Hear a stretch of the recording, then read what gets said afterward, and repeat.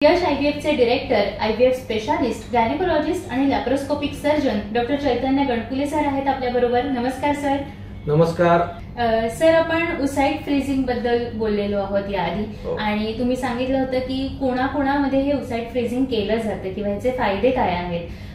त्याचबरोबर याची प्रोसिजर काय असते हे तुम्ही सांगणार होतात. ओके.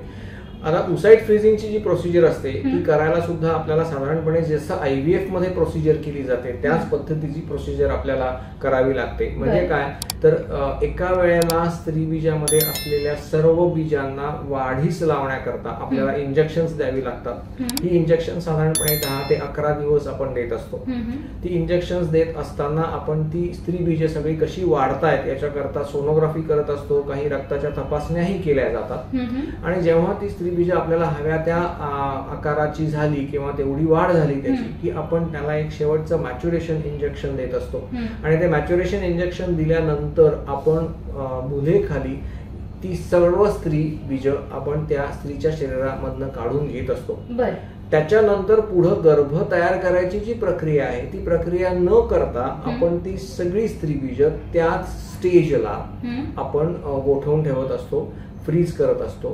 आणि मग आपल्याला ज्या वेळेला पुढे जाऊन भविष्यामध्ये त्यांचा उपयोग करायचा आहे त्यावेळेला आपण ती गोठवलेली स्त्री बीज पुन्हा नॉर्मल टेम्परेचरला आणून आणि मग स्पर्म्स घेऊन त्याच्यापासून आपण गर्भ तयार करत असतो आणि मग तो गर्भ आपण पुन्हा त्यांच्या गर्भाशयाच्या पिशवीमध्ये सोडत असतो. असं आपल्याला किती स्त्री बीज मिळत आहेत याच्यावरती ठरवायला लागतं की एकदा करून भागणार आहे का एकापेक्षा जास्त सायकल्स आपल्याला करायला लागणार आहे त्याच्यावरती ठरतं ते.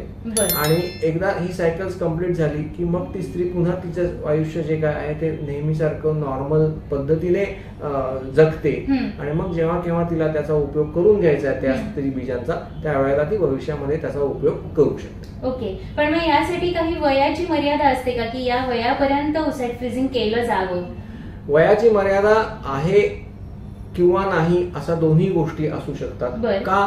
कारण जसं वय वाढत जातं तसं मी म्हणलं त्याप्रमाणे की स्त्री बीज संख्या ही कमी होत असते आणि त्याची क्वालिटी ही कमी होत असते. आणि त्यामुळे जेवढ्या यंग एजला तुम्ही उसाईड फ्रीजिंग कराल तेवढं त्याची क्वालिटी आणि नंबर तुम्हाला चांगला मिळतो आणि त्याच्यापासून त्यामुळे गर्भधारणा होण्याची जी टक्केवारी आहे ती जास्त मिळते आपल्याला. पण याचा अर्थ एखाद्या स्त्रीचं वय जास्त आहे म्हणून तिने उसाईड फ्रीज करूच नाहीये असा अर्थ त्याचा नाही. त्याच्यामुळे त्याला तसं म्हणलं तर वयोमर्यादा नाही. पण जेवढ्या लवकर आपण उसाईड फ्रीजिंग करू तेवढं त्यांच्या दृष्टीने चांगलं आहे. नक्कीच. डॉक्टर चैतन्य, जसं उसाईड फ्रीजिंग बद्दल आपण बोललो तसंच एम्ब्रिओ फ्रीजिंग सुद्धा आम्ही ऐकलेलं आहे, तर हे नेमकं काय आहे?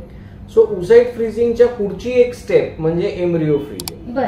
त्याच्यामध्ये आपण उसाईड किंवा स्त्री बीज फक्त न गोठवता त्या स्त्री बीजापासून गर्भ तयार करतो आणि मग तो गर्भच आपण गोठवून ठेवत असतो. अर्थात हे आपल्याला कधी शक्य आहे तर आपल्याला स्पर्म कोणाचा वापरायचा आहे हे मला जर माहिती असेल, डिफाईन्ड असेल तर मी वापरू शकतो. सो त्या स्त्रीला जर त्याचा पार्टनर कोण आहे तिचा हे माहिती असेल तर मी हा गर्भ तयार करून तो गर्भ मी गोठवू शकणार आहे. पण ज्यांच्यामध्ये पार्टनर कोण आहे हे अजून ठरलेलं नाहीये त्यांना कदाचित गर्भ गोठवण्याची ऑप्शन जो आहे तो उपलब्ध नाही. पण त्यांच्यामध्ये आपण स्त्री बीज गोठवून ठेवू शकतो. पण ज्यांच्यामध्ये पार्टनर माहिती आहे, ठरलेला आहे, त्यांच्यामध्ये स्त्री बीज गोठवण्यापेक्षा गर्भ गोठवलं तर जास्त चांगलं आहे. कारण दोघांमध्ये जर तुलना केली तर गर्भ हा जास्त टणक असतो किंवा जास्त स्टर्डी असतो असं आपण.